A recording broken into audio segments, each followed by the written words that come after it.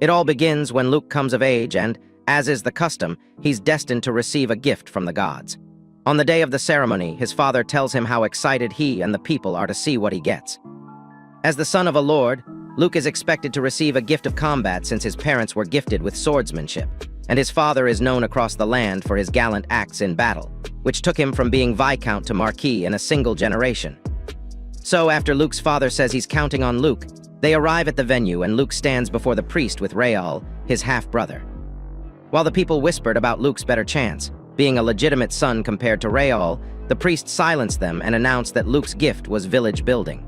Shocked by this, Luke asks what kind of gift it is, but the priest says he has no idea. When he adds that it's a useless gift in combat, the people worry about their future. Suddenly, Rael shoves Luke aside and steps forward to hear his fate.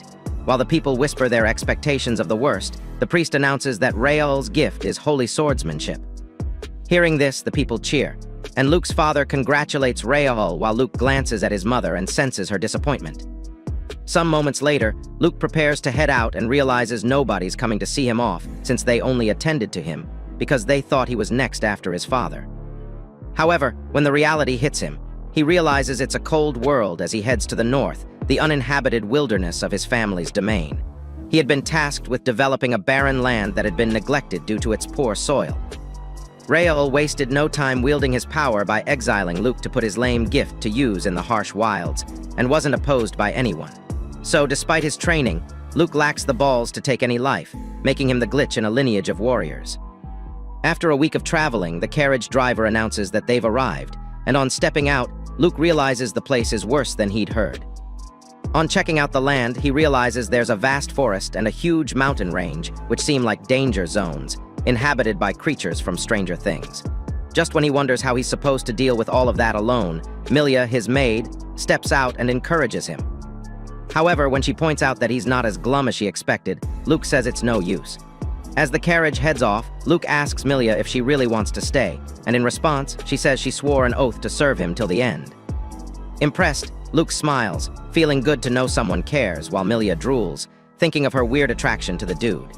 Just then, Milia tells Luke that he could either try to make something out of the barren land or run away with her to start a new life in a new city. Hearing this, Luke thinks about Milia's options and figures he's yet to use his village building gift, so he decides to try it out first. Suddenly, he opens up his skill menu and gets asked if he wants to build his village at the location. While he thinks about this, Milia gets in his face, so he tells her to back off a little. Milia then freaks out, making Luke realize she couldn't see the pop-up. After this, Luke figures the letters used are from a different world, but they were familiar to him since he has memories of a past he had in a different world. Although he doesn't remember what kind of person he was, he still recalls the knowledge and customs of that world.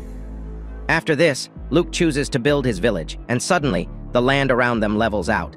Surprised, Luke checks out his village stats and realizes he's got points and could build facilities with them. Since they need somewhere to sleep, he chooses to build a hut, and out of nowhere, a hut appears, surprising Milia. When Luke asks Milia if he should build another hut or a well, she suggests he build the well since they can't live for days without water. However, in her mind, she's excited about the idea of cuddling up with Luke in a hut. Suddenly, Luke creates a well unlike any she's ever seen, and when Milia proves she's got the IQ of a caveman, Luke shows her how the well works. On checking what's left of his points, Luke says he could create one more thing, and Milia suggests he create a field. At that moment, Luke gets another pop-up, asking if he'd like to turn Milia into a villager, so he informs Milia about it, and she tells him to do whatever he wants with her. When he does this, he earns more points, so he states that he has no plans to add more villagers, and Milia hugs him, thinking they'll live happily ever after later that night. While they lay together, Luke thinks about his gift and figures he likes it better since he hates wars. In that moment, he decides to build his own village in a barren land using his mysterious gift.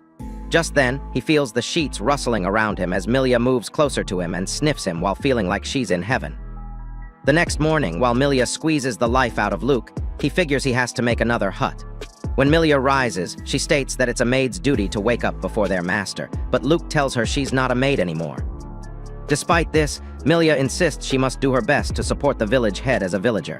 Just then, she flashes back to the day she arrived at Luke's castle as a maid. As the daughter of a low-ranking noble family, she could either marry into another low-ranking family or become a maid for a high-ranking noble. So Milia chose to become a maid, and one day, since she sucks at the job, a dish slipped out of her hand and broke. Horrified by this, she froze, and Isabella, Luke's mother, showed up asking if she had broken the dinnerware. When Milia apologizes, Luke suddenly apologizes to his mother and takes the blame for the broken dish. Surprised by this, Milia wonders why he did that, while Isabella tells her to be more careful with Luke. When Isabella leaves, Luke turns to Milia and says he knew Isabella wouldn't get mad if she thought he did it.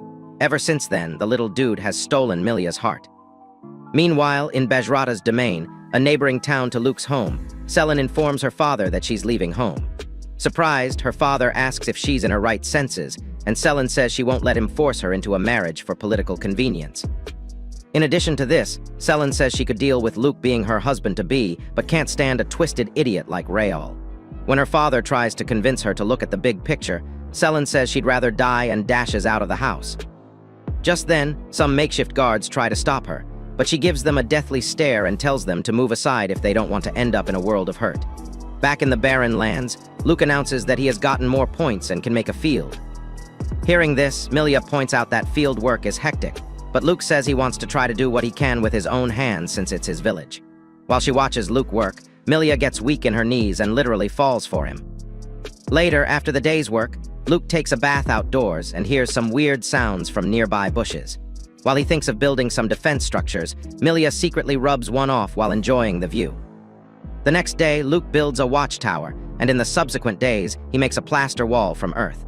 A few days later, he and Milia notice their little field sprouting and celebrate the growth of their new food source. Suddenly, they hear a weird sound, and while Luke wonders if it's a beast, Milia rushes up the tower to take a look. However, when she realizes her goodies must be on full display, her mind runs into a frenzy over this. Luke, who was busy looking for monsters, asks if she sees anything, and when she realizes he's not watching her, she announces that a group of goblins is approaching them. After this, Milia announces that the goblins are using each other as stepping stones to get over the wall, so Luke tells her to stay on the tower while he puts his swordsmanship training to good use. Out of nowhere, a goblin tries to attack Luke but gets shown the nasty end of his sword. Charged by this, Luke slashes open a few more goblins and starts feeling like Kratos. Unknown to him, the last goblin charges at him, but its head gets blown open, shocking Luke. Just then, Selin shows up on the wall and tells Luke that it's been a while. As the daughter of a count, Selin was granted the ability to fight with 2 blades and use water and ice magic. Surprised to see her, Luke asks why she's shown up, and Selin points out that he's gotten bigger since the last time they met. When Luke responds by asking again why she showed up, Selin reveals that she ran away from home after cutting ties with her family for being engaged to Rayal. When she adds that she'd rather die than be married, Luke trepidates, thinking he dodged a bullet. So he apologizes for not noticing it earlier, and says it must be hard for girls to have their marriages decided for them. However, Selin says that Rayal is a walking red flag, and just when she's about to confess her feelings, Milia suddenly gets in between them and tells them to refrain from having private talks. When Selin asks who she is, Amelia says she's the first villager and introduces Luke as the village head. Curious, Selin says she was worried when she heard he was sent to develop the land, and asks if they built the structures by themselves. In response, Luke decides to show off his abilities, so he opens up his menu and chooses to build a storehouse. Immediately, a storehouse lands before them, making Selin stare in disbelief. When Luke explains that he could make most of what they need, Selin says she's never heard anything like it and adds that they couldn't have built all that in such a short time. Just then, Luke gets a pop-up, asking if he'd like to make Selin a villager.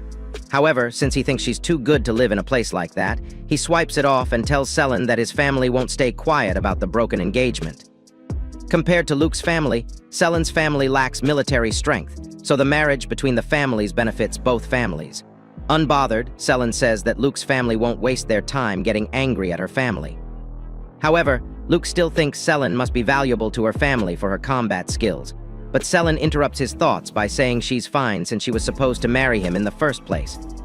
When Selin adds that she could live in the village startup, Luke freezes and asks if she's sure about that. In response, Selin says she's got nowhere else to go, and automatically, Luke gets a pop-up again, notifying him that Selin has become a villager. On realizing he's earned more points, Luke gets excited but points out that he can't provide her with the 5-star luxury lifestyle she deserves. Hearing this, Selin asks if her stay in the village will be an issue while in a menacing glare competition with Milia. Sensing this, Luke wonders why they're glaring at each other when it's their first time meeting. After this, Milya explains that since they lacked beds and showers, it'd be hard for a trust-fund kid in the village. Unfazed, Selen says it's the norm on the battlefield and adds that they'll need her to fight off monsters. As the first villager, Milya then informs Selen that her status doesn't apply in the village, amusing Selen, who then asks if she's trying to dominate her. Just then, Milya says she feels sorry for Selen, judging from their malnourished saucers, annoying Selen, who then claims she's a B-cup at least. While she tries to defend her mid-assets by claiming she's still growing, Milya says she was 3 times bigger when she was Selen's age. As they argue, Luke decides he's too young for girl drama and leaves them to it. Later at night, while Milya and Luke prepare for bed, Selen enters and freaks out about how tiny the hut space is. Milya then asks if she's got a problem with that and pushes her out, while adding that they won't force her to stay. Just then, Luke gets an idea and suggests that he sleep in the storehouse. However, the ladies get physical with each other, and Selen says it's Milya who deserves to sleep in the storehouse. On hearing this, Milya asks Selen if she's trying to get down with Luke, but she accuses Milya of projecting her nasty desires on her. When Luke announces that he's leaving for the storehouse, both ladies exclaim. However, he ended up getting sandwiched between the ladies. While the ladies squeeze into him from both sides, Luke realizes he won't be getting any sleep that night. Some time ago, when Selen visited Luke's home for the first time, the father had informed her to be ladylike in front of him since he would likely be her husband someday. After this, she tells her to wait while he leaves to get something ready. Since she had no idea what was going on, she decided to take a stroll, and on her way, a rock landed on her path. Curious, she decides to check out where it came from and spots Raoul playing with rocks.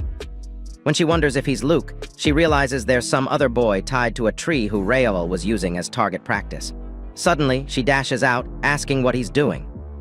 In response, Raoul says he's just having some fun, so Selen tries to stop him while saying the boy could die if he gets hit in a bad spot. But Raoul shut her up and said that he could always get someone else to play with. When Raoul threw the stone at the boy, Luke suddenly got in the way and got hit instead. Worried, Selen asked Luke if he was okay, and he said he was fine while Raoul panicked and fled the scene. Afterward, she found out that Raoul is the violent one and was relieved to know her future husband isn't a brute. Some years later, when they met again, Selen asked Luke if he had told his father about Raoul's brutality, but he said Raoul's poor reputation would only get worse if he did that. When he chipped in that he's still his brother and people will say awful things about him, Selen gets excited to know he's that kind. Back in the village, Luke saves up some village points and celebrates his little win. So he decides to build a small house since he's been enduring the torture of sleeping between the raging beasts. Having had enough, he opens up his menu and makes the house drop. Not long after this, he and the ladies inspect the house and realize it has some furniture. Since they've never seen anything like it, Selen asks if the kitchen is a place to cook, and Luke confirms this. After he spends the next few minutes explaining how the kitchen items work, Milya beams with excitement while Selen wonders what's going on. After this, Luke shows them the bathroom and explains how they can conduct their business there. Curious, Selen asks where their poop goes after flushing since she's used to servants collecting it. Luke then says there must be some great power making it work. When Selen points out that they're never using the well again and gets excited.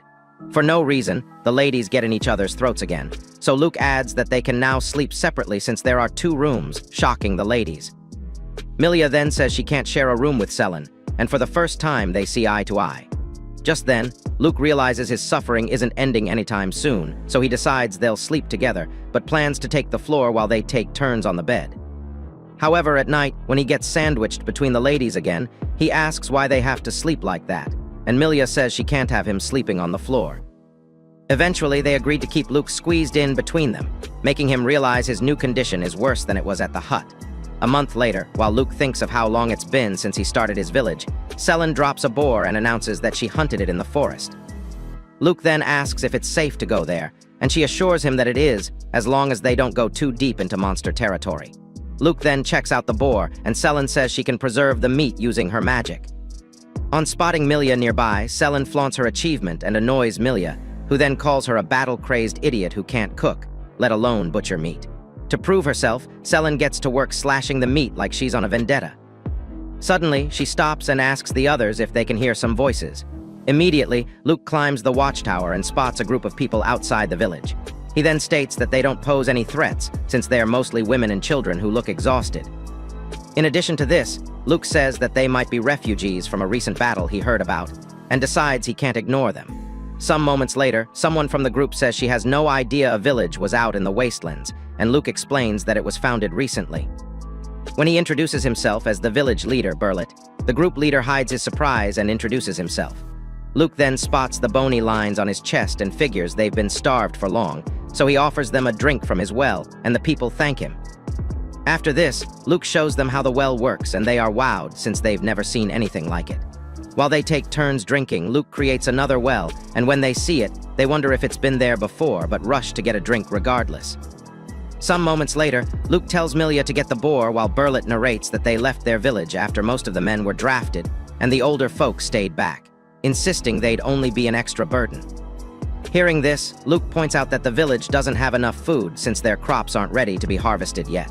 Just then, Milia arrives with the boar meat, and Luke tells the refugees to eat. Immediately, they jump on the offer, and Burlet breaks down in tears. Moved by this, Luke figures the people don't stand a chance in the wastelands, so he asks Burlet if they'd like to live in the village and adds that they need more people working the fields. Hearing this, Burlet says his group is mostly women and children who aren't a reliable source of labor. Although Luke realizes Burlet is right, he says that he and the ladies don't know enough to make it out in the wastelands and asks Burlet to help him. Hearing this, Burlet tearfully obliges and thanks Luke for the offer. Some moments later, Luke gets notified in a pop-up that he's added 51 more people to the village and levels up. Surrounded by screens, Luke realizes he's been shot up to level 3 and discovers he can now build more facilities. Afterwards, Luke realizes he gets more points when his village level goes up and also notices he got some new skills. On checking them out, he realizes he could move the facilities around and feels like he's in Sim City. Suddenly, Burlet spots the buildings moving and freaks out, thinking he's losing his mind. When he collapses, Luke catches him and explains that it's just his gift. Hearing this, some of the new villagers gather around him like he's Superman and ask about his gift. When Luke says it's village building, the kids couldn't hide their disappointment and said they'd prefer the gift of holy swordsmanship. While he leaves, Luke thinks of how he used to admire the gift too and decides to make houses for the new villagers. Suddenly, a row apartment drops with space enough for a family of 5. However, the villagers check out the toilet and wonder if they should drink from it. Luke then quickly explains what it is. After this, he figures out how many houses he has to build to accommodate everyone. When he finishes building, the villagers are impressed with his work, so Luke suggests they get some rest.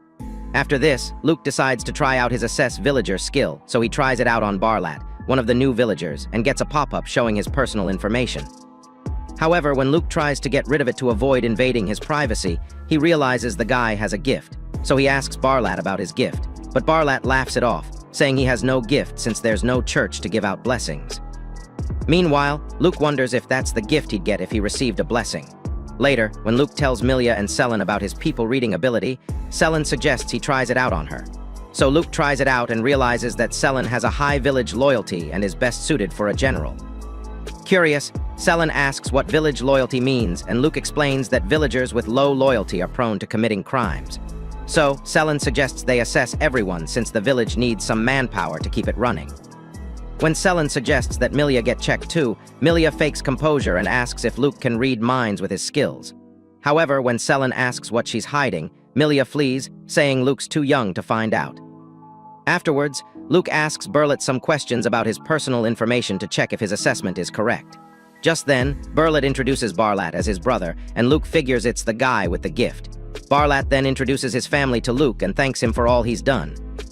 After playing 20 questions with everyone, Luke realizes how many villagers he's got, and also discovers there are a few others with potential gifts like Barlat. Later, when Selen asks him about his census, Luke reveals his discovery, surprising Selen, who then chips in that only the church or someone with an oracle can bestow gifts upon others. Hearing this, Luke realizes that there are more commoners with gifts than they've been made to believe and figures the nobles might be conspiring with the church to restrict blessings. Suddenly, Milia returns and empties a bucket of water on herself just to spill a wrong quote. When Luke asks if something's wrong, she says she's wiped her mind clean and rips open her balloons for him to inspect. However, Luke says there's no need to go that far and open his menu while wondering about what he'll find. Afterwards, Luke realizes that Milia's loyalty is ultimate and her recommended job is a priestess. On realizing that she has the gift of an oracle, they all freak out. Sometime later, Luke thinks about Milia's gift and recalls stories he's heard where people receive a gift after years of praying at a church. While he thinks of their lack of a church, Burlet notifies him that the vegetables are ready to be harvested. When they check it out, Burlet announces that he's never seen veggies grow that big and states that the soil must be top-notch. When they were done harvesting, Luke acknowledged everyone's help and suggested they throw a party to celebrate. A few moments later in the kitchen, Luke and Selen volunteer to help Milia with the cooking. But since she thinks Luke shouldn't be doing that, she stops him from cutting himself up and suggests he wash the veggies instead. Just then, Selen offers to carry out the slicing, but suddenly proves why warriors are useless at home. After a while, the meal was served, and the villagers showed up and complimented the appearance of the food. Luke then makes a toast to the harvest while the villagers get busy with the food. Impressed, the villagers comment on the quality of the veggies grown in the village and Luke's gift. Suddenly, some villagers rush in and announce that there's a group of people approaching the village. Immediately, Luke and some others get up the watchtower and realize there are about 40 people who look like refugees outside the walls. Suddenly, Burlet spots a familiar face and calls out to him. Shortly after, Burlet reunites with Donga, an old friend whose village often interacts with Burlet's.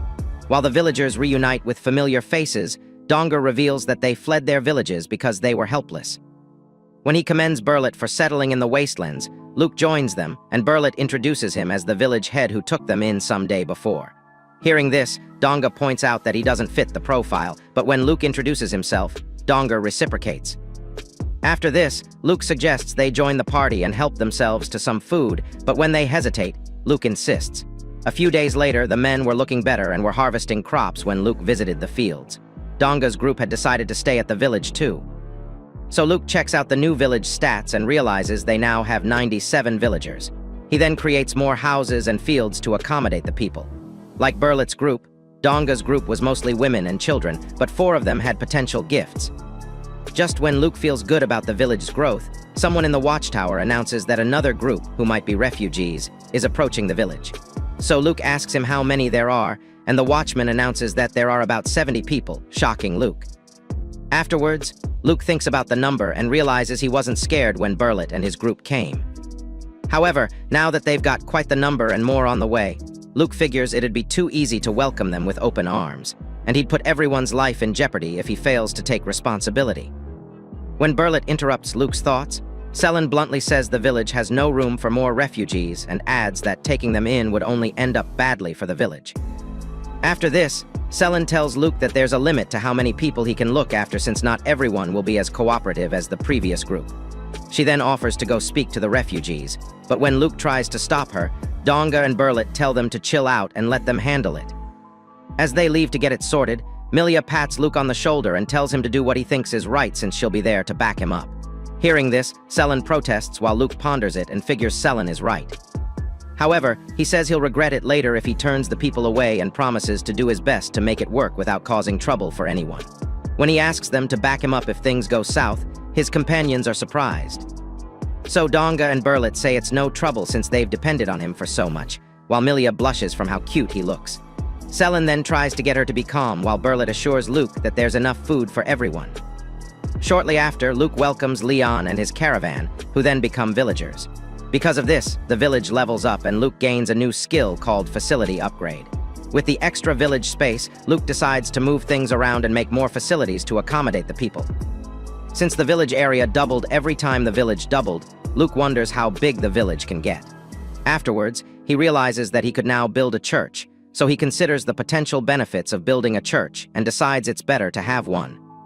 Suddenly, a church appears, and as Luke approaches it to check it out, Milia shows up and asks if it's a church. As they opened the doors, Milia felt nostalgic, so she walked in, moving like she was looking for a signal. Luke then chips in that the church description said those of strong faith could receive a blessing. Upon hearing this, Milia figures it's her chance to help Luke out, so she says she'll pray from dusk till dawn to get her gift.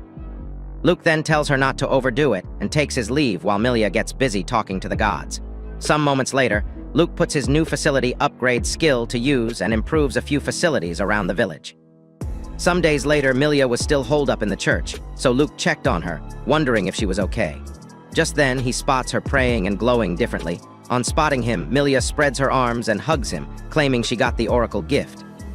On checking her personal information, Luke realizes she's right.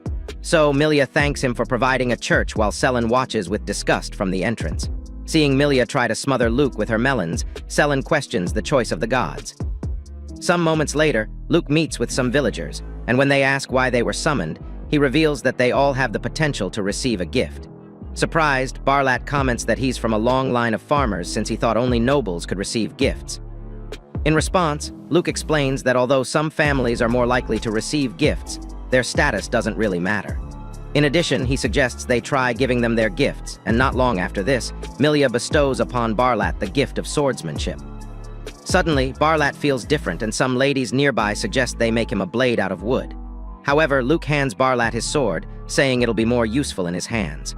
Barlat then says that the sword feels right, even though he has never held one before. After this, Barlat vows to grow strong enough to keep the village safe. Seeing this, the others get excited and ask to be next.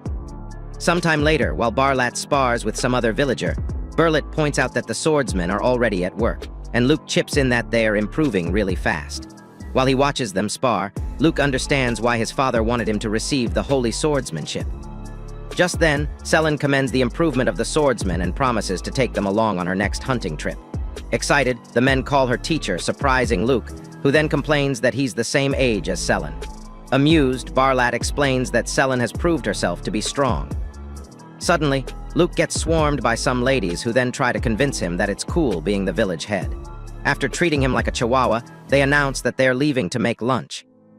At the time, the women in the village had become twice as many as the men since most of their husbands were forcibly conscripted.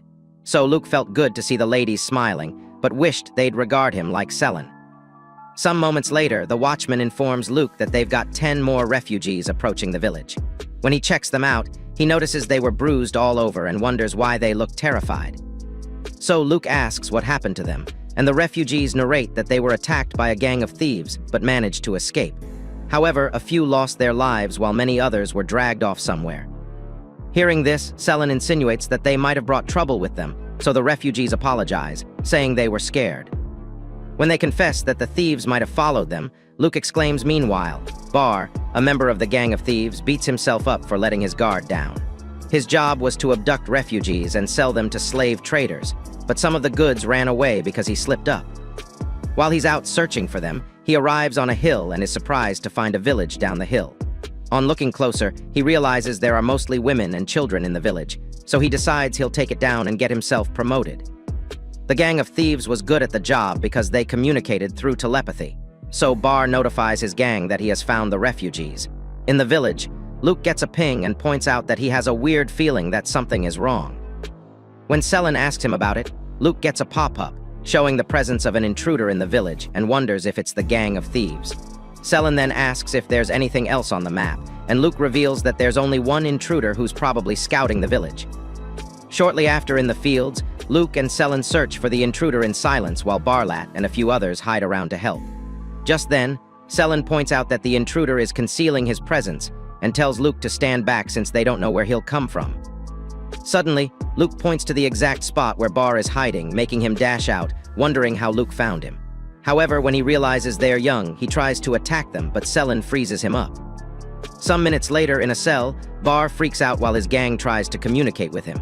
But since he's being watched, he only listens to his gang announce that they're on their way. Just then, Selen points out that he's awake while Bar tries to figure out what's going on. After this, Selen points out that he's the thief who chased some refugees and interrogates him about his gang. However, Bar refuses to respond and informs his gang that taking the village would be a piece of cake. Suddenly, Nema, a granny in the village, shows up and suggests they leave the prisoner with her. Just then, Luke recalls that her recommended job was torturer and tells her not to get too close to him. On entering the cell, Nema tries to play some mind games on Bar, who then finds it hilarious that she's trying to make him cry. So he plays along and fakes some tears while begging. Suddenly, Nema sends him flying with a hit to his south pole.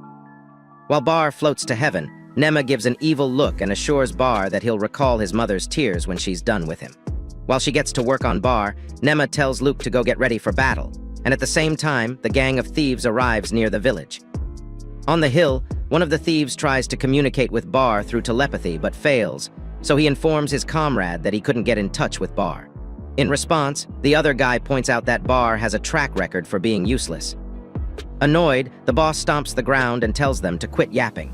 He then announces that all they need is brute force and no brains to make the refugees yield. Not long after this, the boss dashes off the cliff and smashes open the village gate. He then orders his men to follow him, and as they march into the village, they realize it's empty and wonder why the buildings look weird. Meanwhile, Luke picks water mode attack on his menu, and water suddenly splashes out of the grounds, shocking the thieves and flooding them out of the village. As they get ferried in the water, they suddenly notice it's freezing over, so they panic and scream, thinking they're going to die. After the water freezes and traps the thieves, Luke and his companions step out of hiding, and they commend Luke for the genius move. While Selin feels on top of the world for achieving something with Luke, the boss of the thieves suddenly shows up behind her and points out that she froze the water. Alarmed, Selin defends herself with her knives and tells the boss that he must have been strong to get out of the ice. Ignoring this, the boss tries to slash Selin, but she evades his attacks. After this, the boss realizes Selin left a mark on him while doing this, so the fight goes on while Burlet says that their strengths are equally matched. In response, Luke points out that the ice is melting because Selin is focused on the fight, so he suggests they round up the thieves while Selin keeps the boss busy. However, to his surprise, some of the thieves were out of the ice. Suddenly, Satan, one of the thieves, reached out and tried to grab Luke, but Barlat quickly snatched him and fended them off while holding Luke in his arms. While Luke screams out his lungs, some weapons-wielding villagers freeze, watching the scene. So Satan orders the other thieves to fight the villagers since they don't know what to do with the weapons. However, when the thieves attack, another villager blocks it with a shield, which breaks, while another villager instructs his comrades to follow the same tactics they practiced in training. Sensing the tension among the villagers, Satan decides to keep spreading the fear, but to his dismay, Barlat hits his face with Luke's boots, sending him back into the moat. Just then, Luke orders the villagers to push the thieves back into the moat because their frozen bodies are still slow. Suddenly, the villagers got into action and hurled the thieves back into the moat. Surprised, Satan wonders how they lost to some complete novices. To make matters worse, the boss's axe falls into the moat, so Satan looks up and watches his frozen boss fall back into the moat. Selin then mocks him for being all muscles and no brains since he didn't notice her taking his body heat away with every cut. The next day, other abducted people were saved after information was obtained from the thieves. Selin then thanks Nema for beating the information out of the thieves. In response, Nema asks Luke if he'd like to know her methods, but he refuses. After this, he visits the cells where the thieves are being held and they call him names. Meanwhile, Luke thought of handing them over to a nearby domain with proper laws, but considering the ongoing war, it wasn't a good idea, so Luke worried about what to do. Just then, he gets a pop-up asking if he'd like to turn the thieves into villagers, but Luke figures it'll be too risky. Suddenly, he remembers that he could build a rehabilitation center, so he checks it out and wonders if they could use it to reform the thieves. After thinking about this for a while, he decides to ask the villagers what they think. However, when he does, the villagers are surprised he's not putting them on the chopping block, so they suggest they get rid of the thieves. However, Donga suggests they try out the rehab center to see what it can do. Just then, some kid pointed out that his family had been slain by the criminals, and because of this, a few people left the village and the numbers went down. When Luke gets sad about this, Nema tells him it can't be helped when the people disagree with the direction of the village. She then predicts that one day the villagers will go wild when they forget what Luke did for them. Shocked, Barlat asks what she means, and Nema explains that it's human nature. In addition to this, she says with an evil grin that she enjoys dealing with such people and tells Luke to push forward. So, Luke heads to the cell and makes the thieves villagers, so the numbers go back up and the village levels up.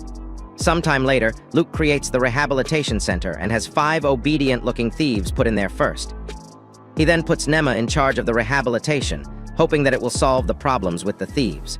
However, the thieves shed crocodile tears to make Luke change his mind, but he refuses to give in to their puppy dog eyes and checks their village loyalty. When he discovers that they're still mutinous, he tells Nema to take them away and decides to upgrade the broken gate to keep it from breaking easily. Afterwards, Luke checks out the new skills he's unlocked and discovers a skill called Facility Customization, which enables him to remodel facilities by spending village points. So, rearranges the village, and when it comes together pretty well, Luke ponders what to build next. Suddenly, Luke creates a public bath, and when the villagers ask him what it is, he explains that it's a place where everyone can take a bath.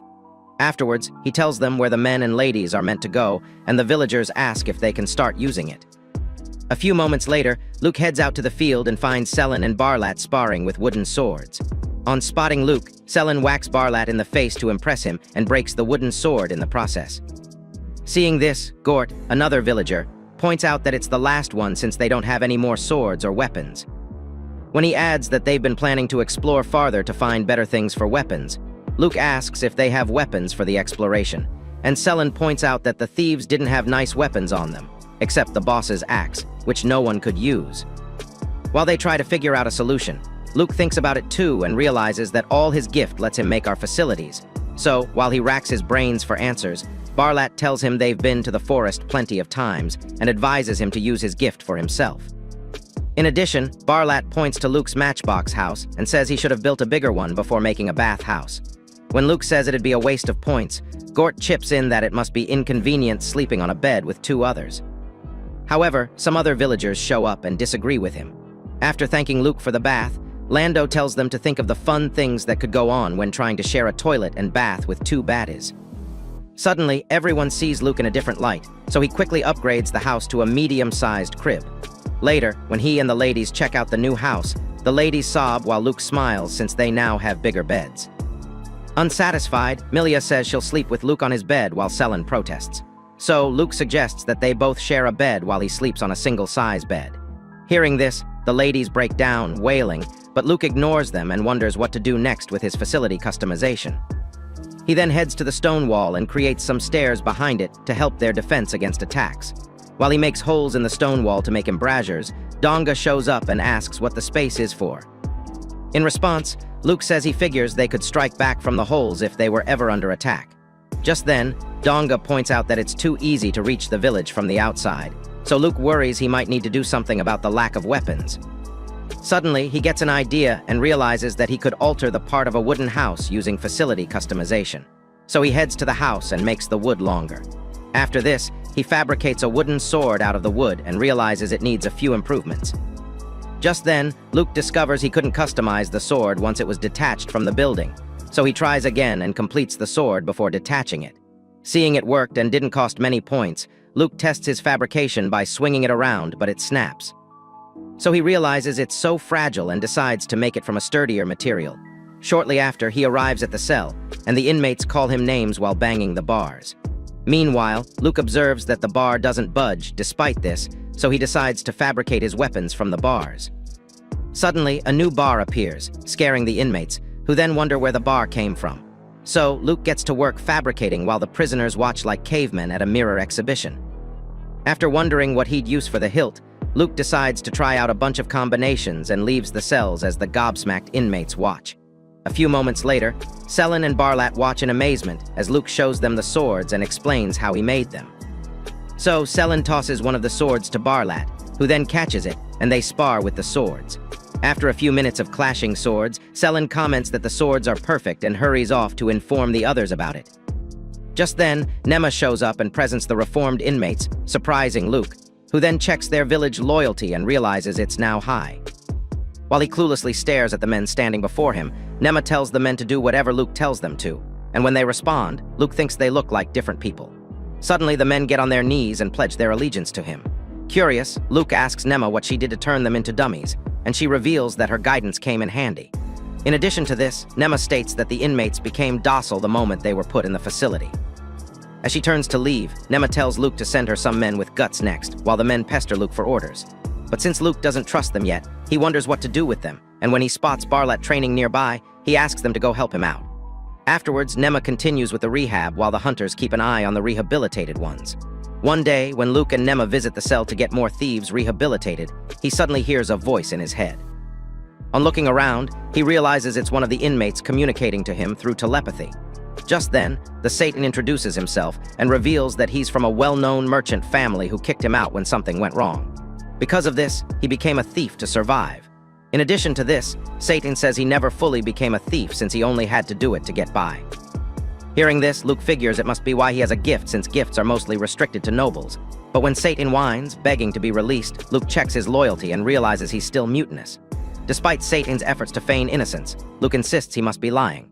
So Satan tries to concentrate and read Luke's mind to find some info that'll point to his weak spot.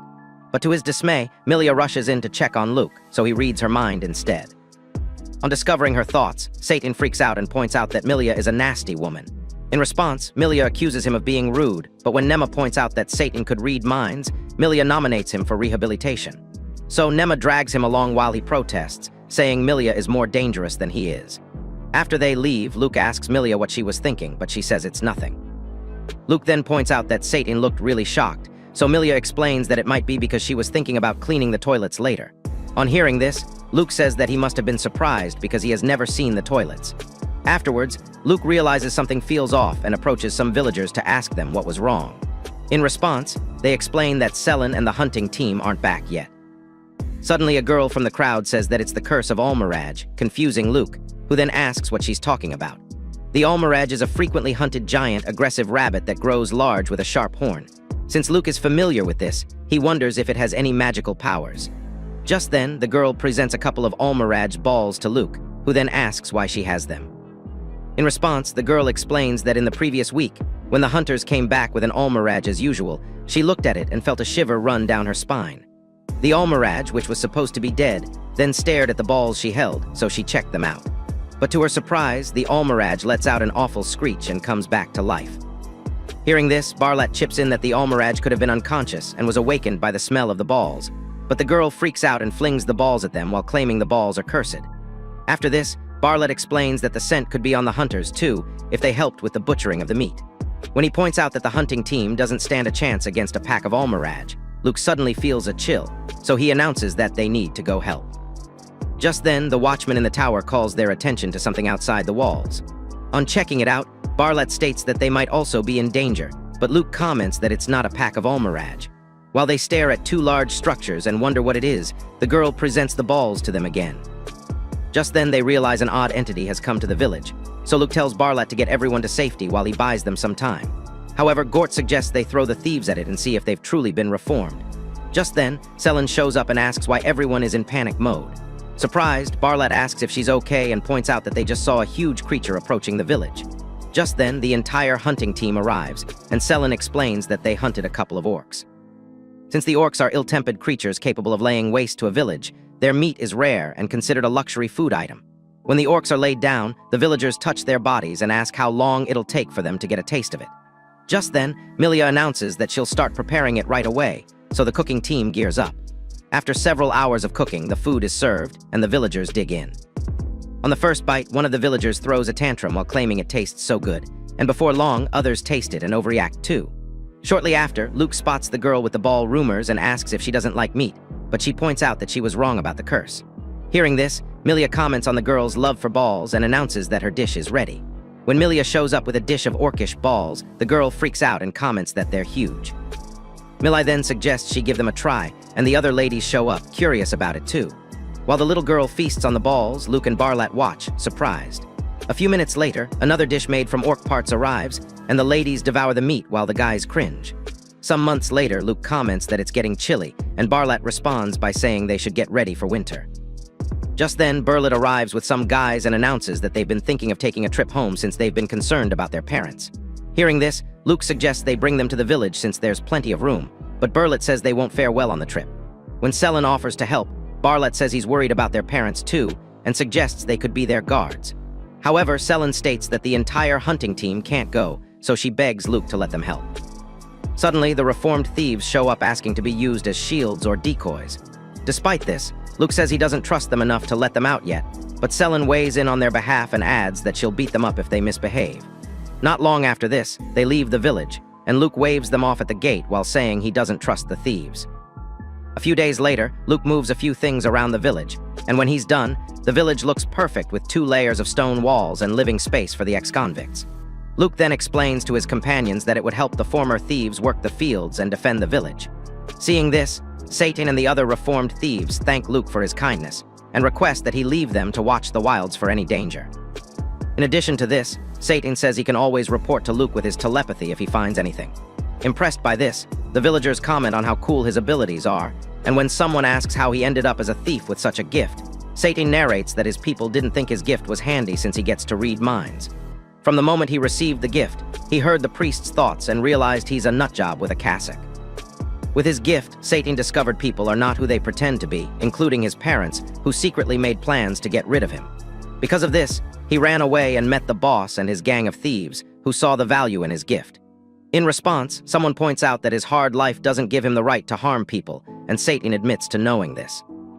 After this, Satan and his crew announce their departure, but when Milia suddenly walks in to announce the return of Bartlett and the others, Satan accidentally reads her mind and gets knocked out by shock. After Bartlett reunites with his father, Luke shows up and meets Bartlett's father, who then thanks him for all he's done. At the same time, Nema's husband reunites with her, but she's not enthusiastic about the reunion. Just then, Luke spots some unfamiliar faces kneeling beside Selen, so he points out that their clothes look familiar. Selen then explains that they're leftover thieves from the gang who attacked them and got beaten. Just then, some of the reformed thieves tap their former comrades on the shoulder and tell them they'll see the light soon. Shocked, the thieves couldn't believe their ears, so the reformed thief explained that he had learned the value of living justly. Some miles away, Mac, a village chief from the south, and his son, Manta, wander in the wastelands looking for villages. But since they couldn't find any, Mac suggests they keep looking since there isn't enough food in their village to last them the winter. When Manta complains about the tiring journey, Mac tells him to quit whining and keep walking. In addition, Mac states that he can't believe they raised taxes for more war, but his son tells him that they won't find the Lord's son, since he was so young when they kicked him out. In response, Mac says that they can't sit around and wait for death, so Manta regrets his failure to chase his dreams of becoming an adventurer. However, his father gets furious and reminds him of how much of a letdown he has been as a son, and while he gives him the lecture of his life, Manta suddenly calls his attention to something up ahead. However, Mac stares into the distance but can't see anything, so Manta leaps forward and reveals that he saw a village. In the village, while the people reunite with their parents, Luke watches from a window and comments that everyone looks happy. Selen then states that they must be tired and suggests they all get some rest. Just then, Luke announces that he's off to bed and heads to his room. Not long after this, Selen and Milia appear in his room and creep into the bed with him. The next day, Luke gets a ping and is notified by Satan that two men are approaching the village, so Milia says they might be refugees. Shortly after this, Mac and Manta arrive, and when they introduce themselves, Luke reciprocates the gesture while wondering if they're from his family's domain. Just then, Mac asks if he's the son of Lord Albert, surprising Luke, who then asks if they know him. In response, Mac says he heard that the Lord ordered his son to cultivate a wasteland and points out that Luke must have been at it for a while. However, Luke says it's just been half a year. Since it sounds unbelievable, Mac and Manta doubt he's telling the truth. So Luke asks why they showed up, and Mac explains that they're looking for a place to earn some money since another war is coming. Hearing this, Luke welcomes them to the village and thinks about the war he mentioned. Since his family's domain and their neighboring domain were not on good terms, Luke wonders if Rael will be joining in the fight. When Mac thanks Luke for helping, he says it's fine and wonders what he would have done if he had received the holy swordsmanship. Luke then wonders if he would have noticed all the suffering around him since he was obsessed with living up to expectations back then. When Mac says they'll head back to Mao to tell everyone the good news, Luke says they're all welcome since there's enough food to feed everyone. Some days later, the villagers of Mao arrive in the village and are welcomed by Luke. On checking out the farms, the newbies express their surprise to see the crops growing in a wasteland and point out that the rumors about Luke getting a useless gift were untrue. In response, Luke says that he didn't get the holy swordsmanship, but he received the gift of village building, which he uses to build the village. Suddenly, the hunters return from their hunt, and Selen walks in carrying an almiraj on her shoulders. Shocked, the newbies freak out while Selen comments that they must be from Mao village and suggests they throw a feast since they're stocked up for winter. Seeing this, Luke realizes it's not a small feat but wonders why Selen is showing off. As if that's not enough, Selen calls everyone's attention to their big game. They had hunted a great boar, so the refugees couldn't believe it, while Luke asks how they took it down. In response, Selen explains that they took it down using the shield and swords he made for them. On checking the shield, Luke realizes it's dented despite its thickness. Meanwhile, Mac and Manta watch, wondering if they're dreaming while the beast gets dragged into the village walls. Afterwards, Luke tells the Mao villagers to relax, but Mac asks if they could put up their tents near the walls. Luke then tells them to give him a second to make something for them, so he swings his fingers and a house drops, leaving the refugees mind blown. When they ask where the house came from, Luke clears his throat and explains that he could make many things with his village building gift. Still shocked, Mac states that the rumors said he got a useless gift, and Luke agrees with him since it's only useful in the wastelands. Afterwards, Luke gets notified that the village has exceeded 1,000 villagers and has leveled up. Seeing this, Luke freaks out and figures the influx of people into the village didn't stop after 92 people joined from Mao village. More refugees keep showing up at the gates, and Luke takes them in with open arms. Meanwhile, the rehabilitated thieves patrol the wastelands to ensure people can traverse safely. While talking to his girls and Burlet, Luke points out that the village has grown a bit since it keeps trending on every rumor platform. In addition, Selen says that the escalating war might make their village a target soon, and suggests they prepare as much as they can. Hearing this, Milia tells them to leave it to her and her oracle gift. Shortly after, at the church, the people were surprised when informed that some of them had gifts. So, an assessment was done, and Luke discovered that about 100 villagers have a potential gift. On hearing this, some of the villagers get overly excited and comment that they don't have to work anymore, but they get corrected by another villager, who then chips in that they need everyone's help to keep the village running. At the time, there weren't many kinds of jobs in the village, so the villagers were made to do similar jobs, which helped foster a sense of community. Despite all this, Luke remains concerned since the village loyalty of some individuals remains low, and they're more likely to leave the village. Just then, he spots some dude getting along with everyone, but he soon notices that he's a Casanova. Eventually, the ladies found out, and a quarrel ensued. To make matters worse, a woman shows up with her baby, claiming she's married to the dude, so Luke lets Nema handle the guy. Later, while strolling in the village, Luke spots a woman looking disturbed and asks if there's anything he can do to help. The woman then reveals that things are not going well with her neighbors. After he sorts this out, Luke lands in the fields exhausted, so he complains about a day being too short, and Barlet comments that things are taking shape. While he tries to fix things in the village, the villagers surpass the 1,000 mark, and Luke realizes he could build more facilities. On spotting an apartment complex, Luke remembers what they look like in his previous life, so he realizes it costs 300 points to build one. Suddenly, Luke builds the apartment building outside the walls of the village since the village area has increased. Later that day, Luke bumps into Nema and finds her looking exhausted, so he asks if something is wrong. In response, Nema reveals that the rehabilitation is going on well, but she adds that 2 of the thieves just won't break. One of them is Doriel, the boss of the thieves, who refused to break, regardless of the amount of pain Nema inflicted on him. Just then, Selen shows up and points out that it must be hard trying to get people to change. In response, Nema reveals that Bar is another inmate proving difficult to break. So they all visit the cell, and Bar asks Nema why she brought them.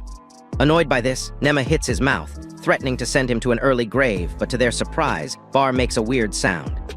When Luke asks why he's making weird sounds, Bar reveals that he won't flinch from being abused by a biddy like Nema. Hearing this, Nema goes to work on him again, and while she whacks him all over, Bath makes happy noises, so Nema concludes he's a pain junkie. Surprised, Luke and Milia watch the dude enjoy himself after getting beaten while Nema explains that punishing Bar won't be effective. Selen then chips in that they could use pain as an incentive to control him, so she headbutts Bar and stomps him while telling him to cooperate if he wants his reward. However, Bar spits on her, making Selen freak out while he insists he can't be controlled. Suddenly, Nema whacks some sense into him. Seeing all this, Luke suggests they put his rehabilitation on hold. Meanwhile, Selen checks out Doriel's cell and finds him sitting quietly. Just then, Doriel identifies her as the Ice Blade Princess and asks what she's doing out in the wastelands. When Selen says that she has her reasons, Doriel admits that she beat him and reveals that he has no intention of following someone weaker than him. Selen then asks if he's asking to be released because he'll be on his best behavior, but Dorian says he only wants to show respect to the person who bested him and reveals that if she ever needs his strength, he'll answer her call. Afterwards, when Selen tells the others about it, she explains that Doriel was a tough opponent to fight and adds that he might be a strong asset if he's on their side. However, he says she doesn't trust him yet and suggests they keep him as a last resort in case something happens. Later, many people use the public bath, and on seeing this, Milia points out that everyone is craving a warm bath since it's getting chilly. Meanwhile, Luke feels glad to know everyone enjoys the bath, so he thinks of making other types of baths. Suddenly, he gets an idea and wonders if he can make a perfect bath for winter using his facility customization skill. So Luke upgrades his medium house to large and realizes it comes with an outdoor bath. On seeing this, the villagers freaked out and wouldn't stop admiring the building. Although Luke wasn't expecting it to be very big, he smiles, knowing it can accommodate more people, so he tells the villagers to visit anytime. When he checks out the bath, Luke figures it'd be embarrassing to take a bath outdoors and suddenly overhears some villagers commenting on the bath, which looks like a pond. Suddenly, he pushes the guys into the pool and tells them to say less and get in. While the guys soak in the bath, Luke turns to leave, so one of the guys asks if he won't be joining them, but Luke tells them not to worry about him and leaves. Later, after everyone had left, Luke sneaks to the bath to get some personal time and hops in the bath. While he enjoys himself, Milia suddenly rises out of the water behind him and pulls a sneaky attack on him. After thinking of how much time has passed since she arrived in the wastelands with Luke, Milia sees everyone else as meddlers and realizes she's been spending more time attending to refugees and less time with Luke. So she gets furious and decides to do something about it. After giving it some thought, Milia figures she must offer him her touch to fill the lonely void in his heart. So while she rubs Luke's back in the bath, Milia convinces herself that she's doing it for Luke. Suddenly, Selen shows up and violently splits them apart. When she accuses Milia of being sneaky, Milia says she's just there to help Luke unwind. However, since Selen doesn't believe her, she tries to drag Milia out of the bath, and a squabble ensues and Luke tries to stop them.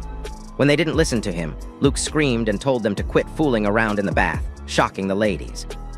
Meanwhile, in the northern region of Albert's domain, a knight informs Dantho, the governor, that people from another village have completely vanished. Surprised that it's happening again, Dantho says he expected a few to leave because of the increased taxes, but expresses his surprise to hear the news. When he insinuates that there's only hardship awaiting them outside the region, the knight informs him about a bizarre rumor going around.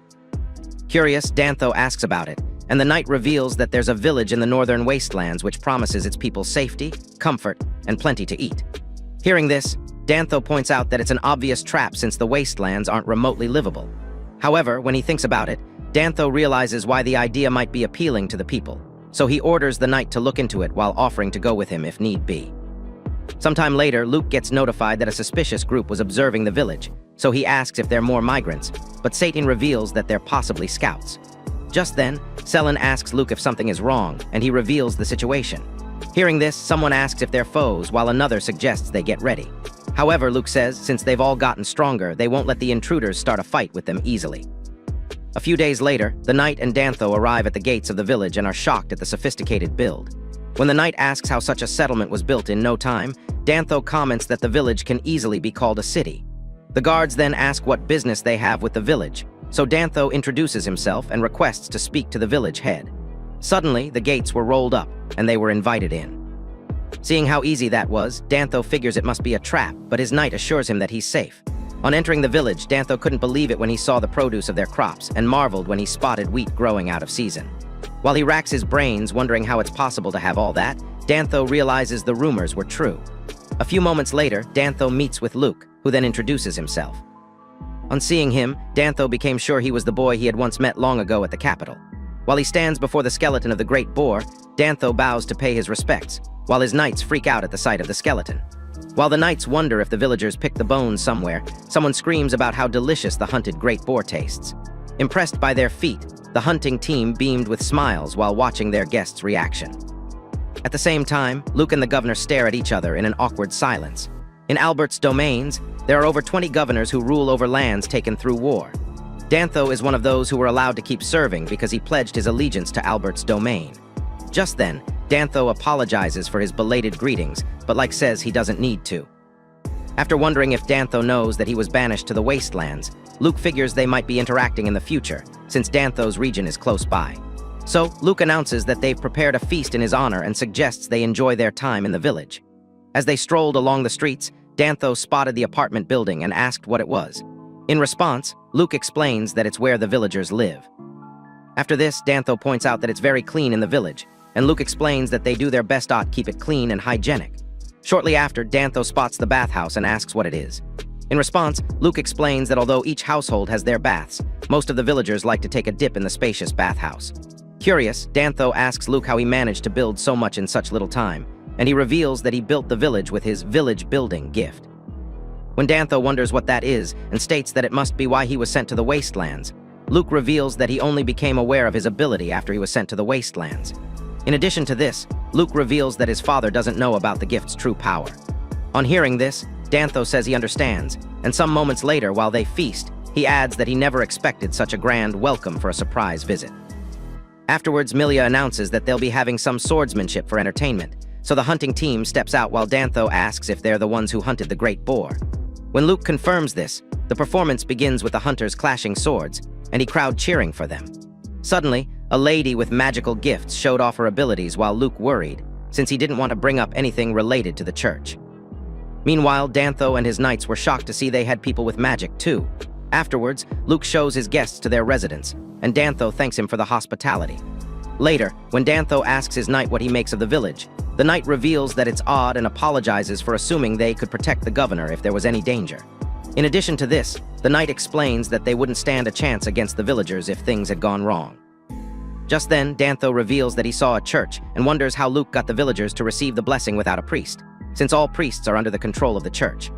Dantho then insinuates that the numbers don't add up and chips in that the church might take action if they find out. When his knight asks how he intends to explain his discoveries to the Lord of the domain, Dantho says he won't since the Lord's view of Luke will improve and threaten Rael's position as next in line for the domain.